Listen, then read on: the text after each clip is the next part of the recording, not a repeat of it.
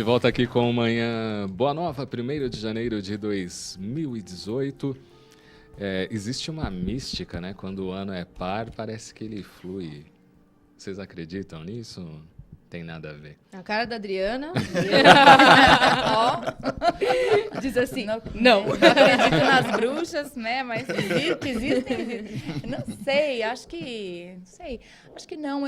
Eu penso que aquilo que tem de fato sentido é aquilo que a gente cria primeiro na nossa mente, né? Se eu acreditar que esse colar aqui vai mudar minha vida, sabe? Que eu tenho que... Então, é bem provável que não o colar mude, mas a minha energia, a força, né, que eu penso, seja uma força transformadora. Agora, acreditar a um objeto, isso a doutrina não nos coloca. E eu também não creio nisso. Não acredito que é um objeto que vai fazer a mudança da minha vida, não. Hildo? Eu fiquei pensando na Trindade, né? O Pai, o Filho e o Espírito Santo. Deve ser por isso que demora, Cláudio. Se essa tese se confirma, tá faltando tira um para fluir mais. Não, mas são crenças, percepções que nós temos. Pode até ser que tenha alguma influência, mas de fato não determinam. Como os astros, né? O horóscopo, enfim. Pode te influenciar, mas não te determina. Né? Eu acho que é importante a gente saber isso. Então, você abrir um jornal e se limitar por uma orientação que está ali, por exemplo, em relação ao seu horóscopo, aí já é bastante delicado. Você sabe quem faz o horóscopo, né? Nos jornais e revistas? É o estagiário. O estagiário. Né? Pega do século passado, reedita. Mas pode até a pessoa se orientar ou então procurar uma astrologia mais séria, mas com essa consciência, né? Isto não te determina. Né? O meio não determina o homem. Né? Mas é o homem que determina o meio. Porque se o meio determinasse o homem, não teria ninguém depressivo em Paris. E tem. E na guerra tem gente vivendo. Aqui mesmo, a gente pula carnaval, depois vai pro bloco não sei da onde. Parece até que o país está assim, uma Suíça. E não está.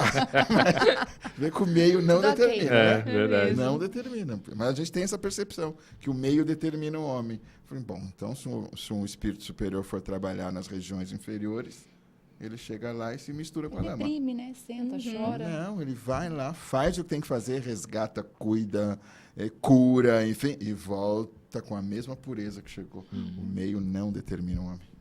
Muito importante. Nossa coluna de toda segunda-feira chama Minutos com Você e é da coach Fernanda Fernandes. Vamos conferir.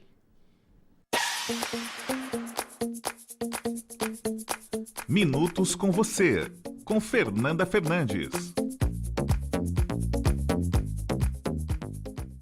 Você está insatisfeito ou insatisfeita com algumas áreas da sua vida? Por vezes você nota pessoas que têm desafios financeiros, menos cultura, decolarem, e para você parece que os resultados não acontecem? Você se sente por vezes travado ou travada? Você já viu também pessoas que nasceram em lares mais abastados financeiramente, com mais oportunidades, travarem, não conseguirem decolar? Esses cenários acontecem para diversas pessoas, tendo dinheiro, não tendo dinheiro, cultura ou sem cultura. E tudo isso se dá por crenças limitantes que muitas vezes daquela pessoa que você considera que sabe menos que você, que tem menos cultura, menos acesso ou que teve muito mais desafios financeiros, decolarem, né, terem prosperidade, terem abundância, sucesso no trabalho, por vezes sucesso nos relacionamentos. Boa parte desses resultados acontecem por conta das crenças limitantes. O que seriam essas crenças? Ela funciona como se fosse um manual de regra interno de tudo que você viu, ouviu e sentiu durante toda a tua infância até a tua adolescência e o início da sua fase adulta. Elas passam então a ser um manual de regra interno, que você acredita que aquilo realmente é uma realidade. Por vezes consciente e muitas vezes inconsciente. E por conta dessas crenças, muitas vezes nós damos ouvido àquelas vozinhas internas que falam coisas sobre você, sobre os outros, que você muitas vezes acredita, toma aquilo como verdade e, sem perceber, sabota os seus resultados. E dar ouvido a essas vozezinhas, muitas vezes começa a operar um biógrafo não autorizado a escrever a sua história. Eu digo não autorizado porque muitas vezes essa história não é sua. Você adotou como verdade diante daquilo que você ouviu e sentiu durante toda a sua vida. A partir daí, muitas historinhas são contadas e formadas na sua mente. E são essas historinhas que você usa para justificar para você e para os outros os seus fracassos, os resultados que muitas vezes você não está conseguindo atingir. Você conta uma série de historinhas sobre o seu trabalho, sobre os seus fracassos financeiros, seus relacionamentos e até mesmo sobre a sua saúde. As pessoas contam uma série de histórias do tipo, eu não consigo um sucesso financeiro porque eu não nasci em berço de ouro. E muitas pessoas vieram da pobreza e conseguiram sucesso financeiro. Eu não consigo ter bons relacionamentos porque eu não tenho atrativo algum, as pessoas não se interessam por mim. Enfim, são muitas histórias que são contadas que precisam ser ressignificadas. Quais são as áreas que os resultados têm sido ruins para você? Então escreve ali, é financeiro, é o quê? Trabalho, é relacionamento, é saúde. E ao lado, você vai então colocar as histórias que estão sendo contadas para cada uma dessas áreas. Pode sim estar acontecendo alguns traumas, alguns processos dolorosos que também precisam ser olhados para você vencer essas barreiras. Mas também pode estar acontecendo um processo chamado repetição de padrões, que nós utilizamos muito esse termo nas constelações familiares. Muitas vezes você está repetindo um padrão de pai, de mãe, de algum familiar ou até mesmo de algum ancestral que você não tenha consciência. Nos atendimentos, as pessoas me relatam coisas que elas não gostam nos pais, na mãe ou algum familiar e elas não percebem que elas estão fazendo igualzinho. Eu já atendi casos de pessoas que não estavam atingindo sucessos financeiros, que toda vez que iam fechar grandes contratos, algo acontecia que dava tudo errado. Quando nós começamos a fazer essas análises, essas reflexões, e ele começou a se dar conta, ele lembrou de diversas fases na infância, ter assistido, visto os pais brigarem por questão financeira. E muitas vezes a mãe comentar, chorando, que o tal do maldito dinheiro é que deixava o pai dele tão descontrolado, tão desequilibrado. E por conta disso, essa associação, essa dor que foi gerada, criou essa crença limitante, de forma inconsciente. Todas as vezes que ele ia fechar um contrato grande, ativava esse gatilho mental de que o dinheiro trazia muito sofrimento, que o dinheiro era maldito. Então, ir em busca dessas histórias, identificar o porquê que elas estão acontecendo, que historinhas são essas que estão sendo contadas, fazer esse processo de conhecer quais são essas histórias, é onde a gente começa a dar passos significativos para a mudança, porque a gente só vai conseguir mudar aquilo que a gente conhece. E aí eu vou ter mecanismos para fazer essa alteração, dar esse outro significado. Depois que você identificou quais são essas áreas que precisam ser mudadas, né? Quais são essas crenças limitantes que foram geradas com essas historinhas?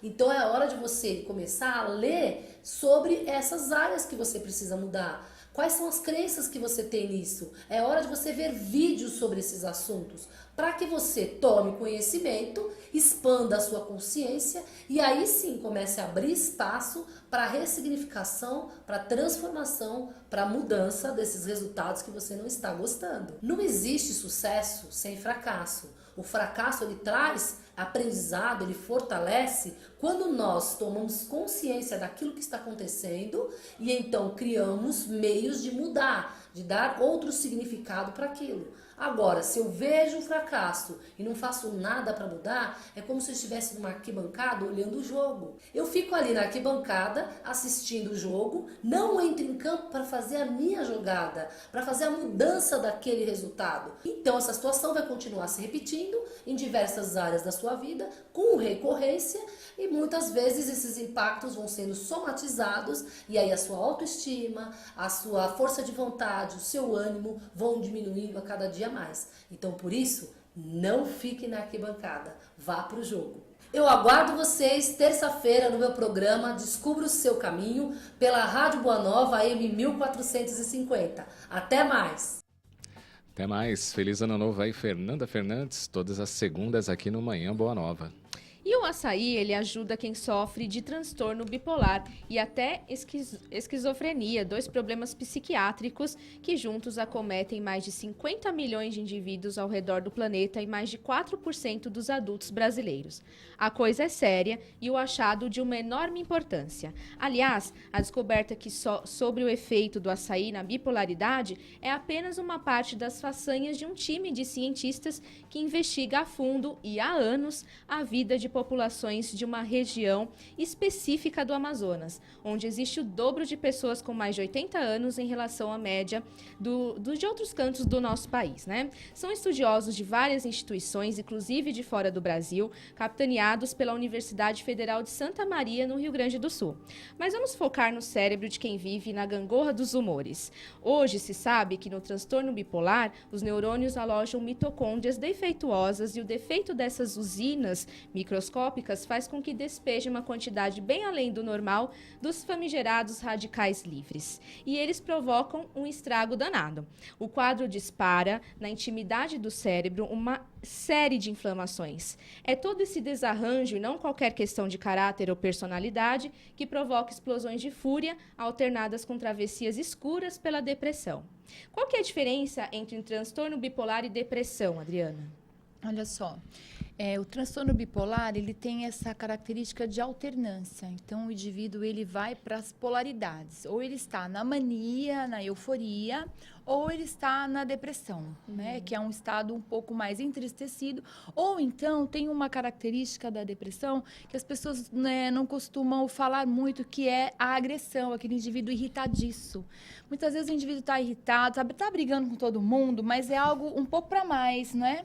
E aí, isso também é uma característica de depressão. Depressivo não é só aquele que fica tristinho, que fica embotado. Ele pode estar muito agressivo e está também nessa fase da depressão. Então, assim, bipolaridade, o próprio nome já diz, tem essa oscilação de polos. E a depressão, ela não tem, ela é só um polo, que é o polo do entristecimento, aí também pode ter a questão da agressividade, mas essa é a grande diferença. É muito difícil de fazer, né, entre aspas, fazer o diagnóstico. A gente pensa aí no período de aproximado 6 meses, porque tem um conjunto de sintomas, não é um diagnóstico que deva ser feito apenas pelo psicólogo ou apenas pelo psiquiatra. A gente busca sempre recursos de uma equipe multidisciplinar, né?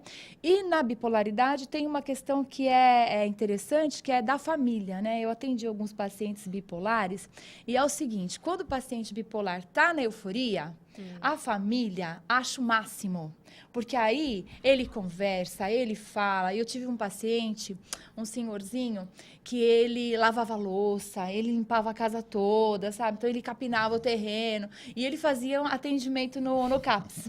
Então, quando ele estava na fase da euforia, a família dizia o seguinte, não precisa ir não. Hoje não precisa ir para o atendimento, não precisa tomar remédio. E aí passava o período na fase da euforia e depois, obviamente, sem o tratamento, ele recaía aí para a depressão. Então, tem essas nuances aí que a gente precisa observar, né? E é um transtorno, tá, gente? É uma doença. É diferente daquele vizinho, daquele amigo que, tá bipolar hoje, hein? A pessoa de manhã cumprimenta. Já dá o diagnóstico, né? Então, assim, ultimamente a gente tem ouvido muito isso, né? Os termos da psicologia, termos da psiquiatria, usados de uma forma muito senso comum. Então, a gente precisa ter cuidado, senão a gente vai lá e põe um rótulo, né? Na cara da pessoa, na escola. Isso aí é bipolar. Então, tem dia que a gente não está bem. Isso não significa que a gente seja bipolar. Para esse diagnóstico fechar, a gente tem um período aí de 6 meses da apresentação de determinados sintomas. Hildo? A Adriana falou tudo muito bem. E a gente lembrar assim, né? Que muitas crianças são muito agressivas e estão depressivas. E a gente falou assim, mas criança depressiva? Justamente, esse aspecto da agressão denuncia um estado depressivo na criança, que é também um diagnóstico bem interessante da gente fazer, bem desafiador. E na questão bipolar, é a gente perceber que tem essa graduação, né, de estados de humor. E aí, se a gente pensar essa questão bipolar do ponto de vista da doutrina espírita, e você estava falando aí de todo o avanço da neurociência, as classificações do ponto de vista bioquímico e físico, e eu estou pensando aqui no aspecto espiritual, porque se o homem é herdeiro de si mesmo, chega uma hora que você precisa prestar conta das cargas que você foi construindo ao longo das suas encarnações. Imagina um livro que você está redigindo vários capítulos e, de repente, você tem um desafio de fazer uma síntese. Estes conteúdos e estes nos quais você pegou DP ou que você construiu uma vibração muito densa, vão se juntando e chega uma hora como se começasse uma grande conferência, uma grande conversa, um grande acerto de contas. Muitas vezes, esse é o momento do quadro bipolar no seu estado mais grave, de uma confusão maior. Porque você imagina que são todas as personalidades reunidas para uma depuração. Né? E aí a gente consegue imaginar o que é a vivência desse indivíduo. Porque você fala A, ele entende B, você tem uma atitude, ele interpreta de uma outra forma. E a gente perguntaria, puxa, mas onde que está a racionalidade desse processo? Não há racionalidade. Porque tudo vai sendo interpretado de acordo com aquela vivência que está mais evidente. Agora, essa questão é sempre dentro dos aspectos negativos, e aí acaba nessa encarnação extrapolando nesse sentido do bipolar? É sempre pelo seguinte fator, Cláudio. O que você conseguiu vencer, né, e pontuar positivamente, serve de reforço. E as DPs que nós pegamos, chega um momento que elas precisam ser feitas. Né? Sabe aquela questão que ninguém vai se apresentar para a festa sem a roupa adequada? Ou seja, enquanto houverem manchas no nosso perispírito, a gente não entra na tal da festa. E essas manchas precisam ser removidas. Então, as nossas patologias terrenas, todas elas estão a serviço da nossa evolução espiritual.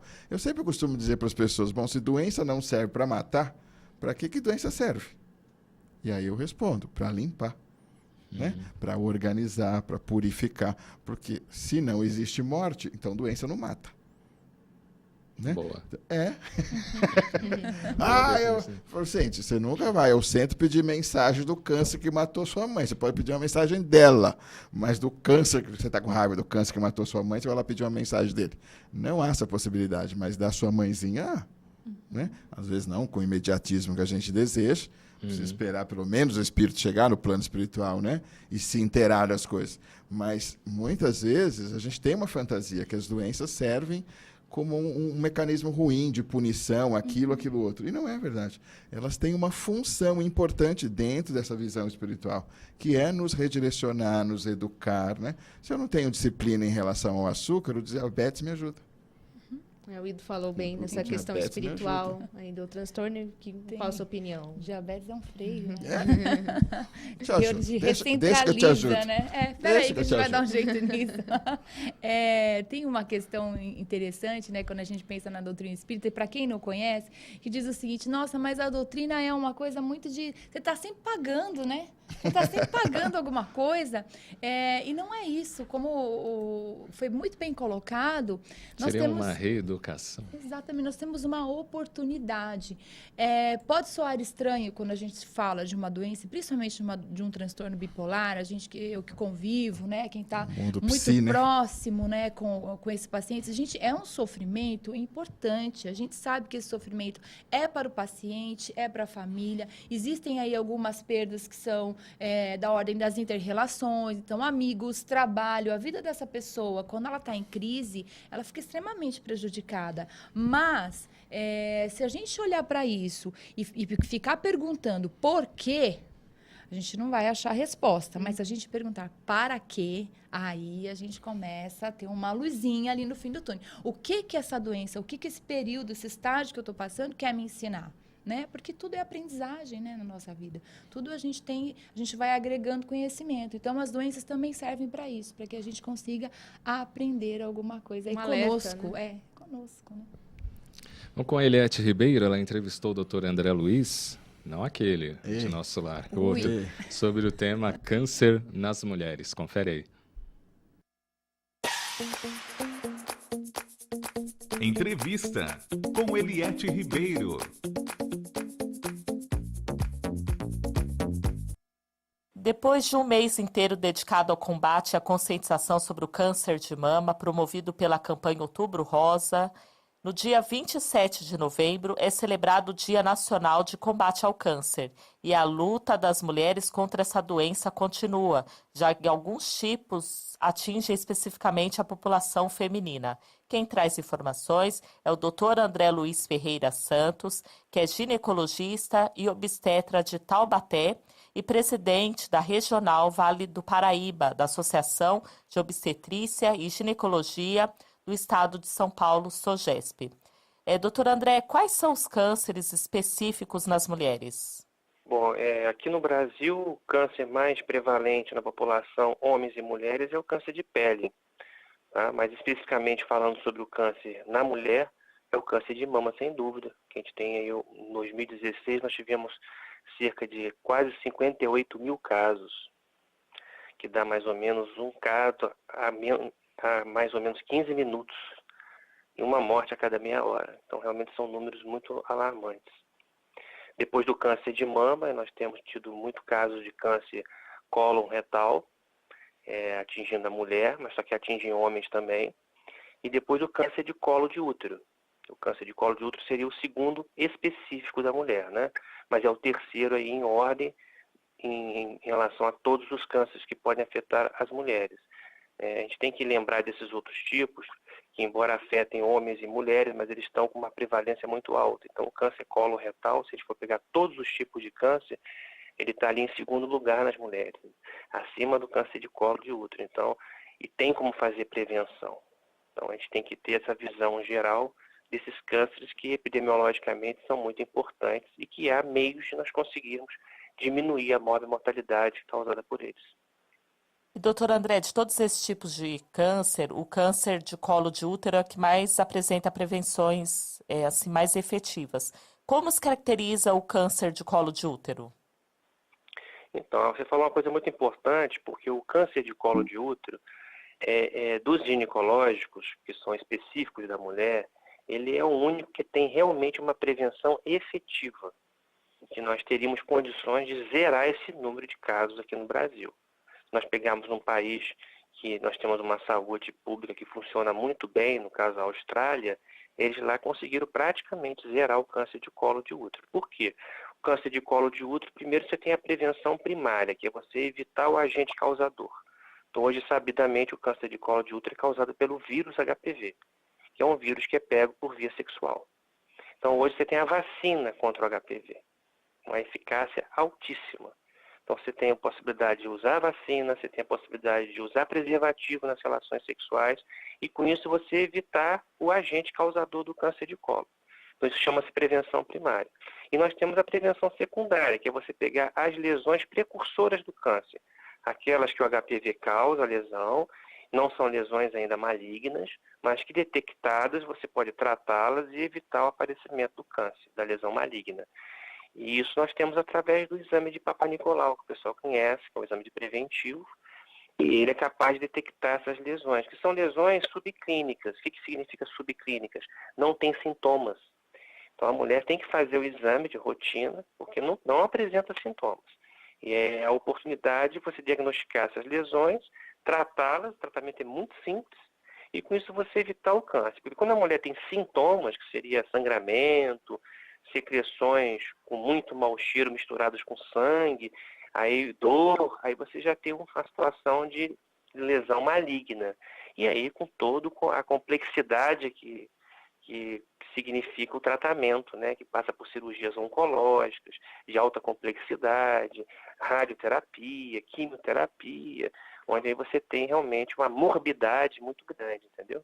E recentemente nós tivemos o falecimento da atriz e humorista Márcia Cabrita, que faleceu aí de câncer de ovário, descobriu a doença em 2010.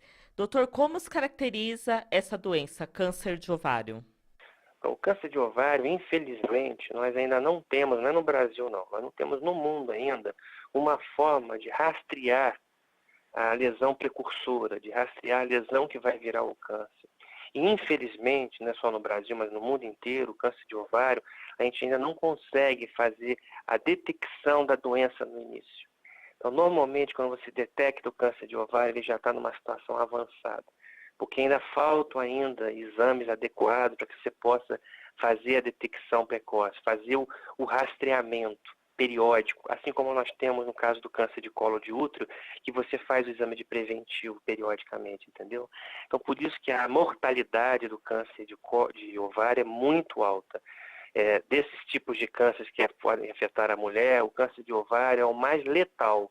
Letal significa aquele que tem a capacidade de matar, né? Mas, pelo menos, ele não está entre os primeiros que afetam as mulheres, tá? Então, está ainda numa sequência mais lá para baixo. Ainda bem, porque infelizmente é um câncer muito agressivo e que infelizmente a gente não consegue detectar precocemente. Quando a mulher consegue fazer a detecção precoce, é muito de sorte de ter feito um exame detector. Mas você não tem assim, se a mulher fizer ultrassom todo ano, por exemplo, ela não está segura de que vai conseguir fazer a detecção precoce e com isso aumentar a taxa de cura. Já foram feitos trabalhos, né, no mundo inteiro, pesquisas, mostrando mulheres que fazem ultrassom rotineiramente todo ano e as que não fazem, a taxa de mortalidade por câncer de ovário é praticamente a mesma. Então a gente não tem ainda o exame adequado, a não ser quando ele tem uma origem genética causada por uma aberração cromossômica. Tá? Aí existe uma alteração cromossômica que dá tanto no câncer de mama como no câncer de ovário, né, que tem uma atriz internacional muito famosa, que foi até, né, colocado na mídia internacional, que ela fez uma cirurgia profilática, né, que tirou a mama e tirou os ovários. Ela conseguiu fazer um exame de sangue que detectou essa alteração cromossômica e sabia que o risco de ela desenvolver a doença seria enorme. Só que esse grupo de mulheres que tem essa alteração cromossômica, ele é muito pequeno. A maioria das mulheres que tem câncer de mama e câncer de ovário não tem essa alteração cromossômica. Esse é o grande problema. Eliette Ribeiro para o Manhã Boa Nova. Agradecendo a entrevista do Dr. André Luiz ao nosso programa Manhã Boa Nova. E vamos convidar você que ainda não faz parte do Clube Amigos da Boa Nova a fazer parte dessa rede de amigos que leva a mensagem do Cristo para os 4 cantos do planeta através das ondas da FEAL, Fundação Espírita André Luiz, Rádio Boa Nova, TV Mundo Maior. Participe do clube em 0800 12 18 38. Já liga lá para os nossos colaboradores, faça parte aí da nossa rede de amigos ou acesse o site amigosdaboanova.com.br, lá tem todas as informações, todos os seus benefícios, sim, além disso você tem descontos em peças de teatro, eventos promovidos pela FEAL, também descontos em livros, CDs, DVDs e muito mais. Faça parte aí do Clube Amigos da Boa Nova e a gente vai aí para o intervalo, volta daqui a pouquinho, então fique por aí.